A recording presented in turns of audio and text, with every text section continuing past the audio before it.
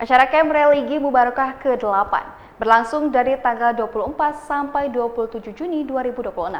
Diikuti 2.000 peserta dari 12 negara sahabat. Kegiatan ini merebutkan piala bergilir Ketua Dewan Pembinaan Pemuda Masjid Dunia, Bahlil Lahadalia, yang dilaksanakan di Komplek Asrama Haji Kabupaten Sukabumi, Jawa Barat.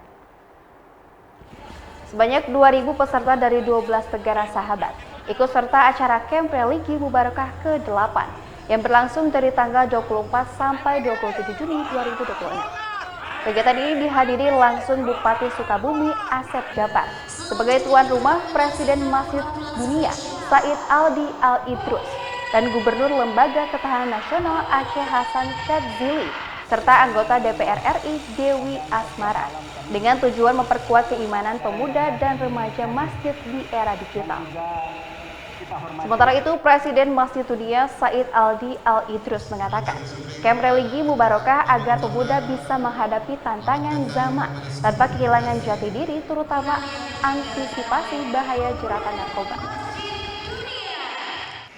Hari ini, Pak, kegiatan ini sangat positif ya, bahwa pemuda Masjid Dunia dipimpin oleh Habib Said Aldi Al-Idrus merupakan inisiatif yang sangat positif untuk pertama tentu membentuk karakter kebangsaan.